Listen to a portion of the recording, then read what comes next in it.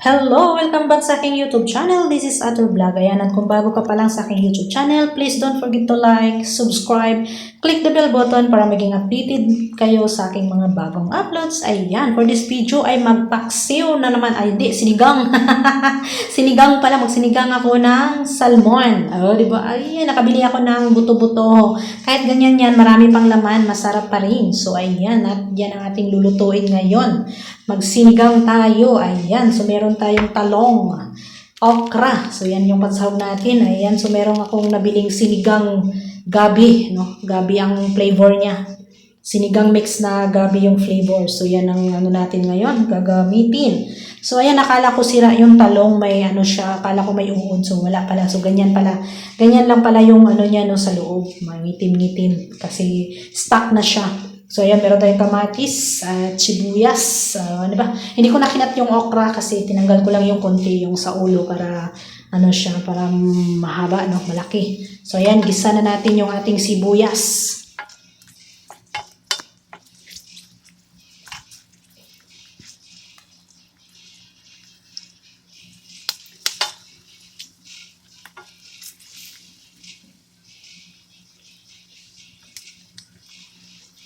And then, sinunod ko na yung ating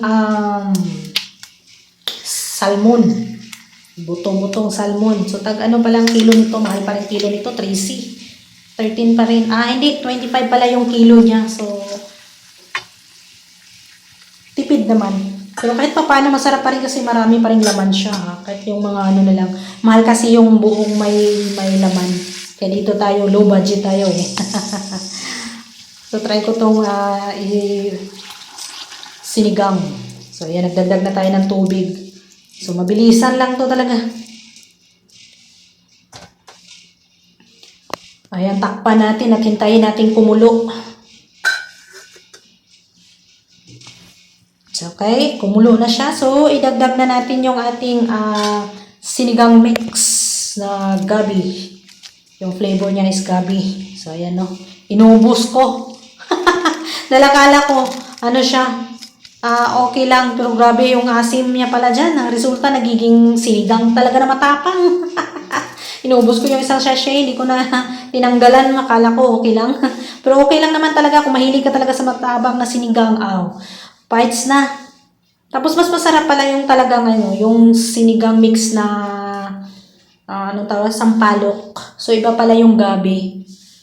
Tinry ko lang naman to. Pero mas okay ako dun sa sinigang na sampalok yung ano niya. Hindi ko kasi to napansin ba. Parang inano ko na lang, tinry ko na lang. Wala kasi akong nahanap yung sinigang na sampalok. Tsaka parang nagmamadali na din ako doon ng time na yon. Kaya pahabol na kasi. So ayan no, dinagdag ko na yung ating kamatis. At ating pakuluan lang ng madali. Madali na naman, mga 2 minutes, mga ano lang to. Mga 5 minutes lang naman tong luto na to.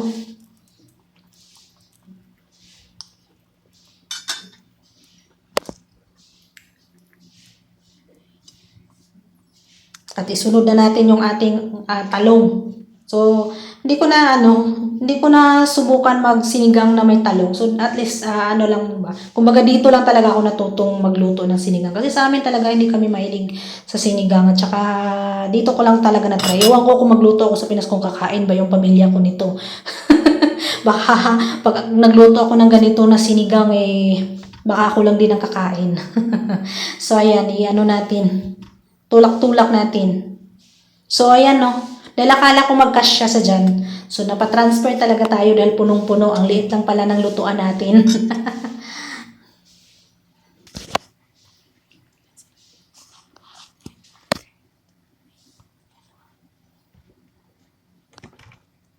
Ayan no. Tinransfer ko sa malaking kawali. Kasi, ayun pala, hindi pala siya magkasya dun sa nilutuan ko. Maliit lang pala. So, ayan. Pagkasyahin natin. Dibaga, mikos-mikos natin yan. Hindi ko na siya masyado sinugkay kasi baka madurog naman yung isda. Sarap sana kung iprito yon pero wala. Hindi pwede iprito kasi matapang yung amoy. So, ayan, takpan natin. No? Nakigamit muna tayo ng gamit nila. Kasi wala tayong lutuan na malaki. So, ayan. Okay na. Ready na naman yung ating sinigang na salmon. Okay, kayo. So, tikiman time. Tikman natin kung okay ba yung lasa. Ayun. So, ayan talaga. Okay naman siya, pero grabe, kisom-kisom talaga yung lasa niya. Ay, so, maasim-asim ba? Dahil nadamihan ko ng nadamihan ko ng sinigang mix. Inubos ko kasi yung isang sachet. Tapos, konti lang pala yung sabaw. Ayan, no? Ready na yung ating sinigang na salmon. Ayan, no? Maraming salamat sa yung panunood. At sana hindi kayo magsawang suportahan ng aking YouTube channel, Ator Vlog. And syempre, huwag kalimutang mag-comment at kayo aking masundan. Thank you! Bye-bye!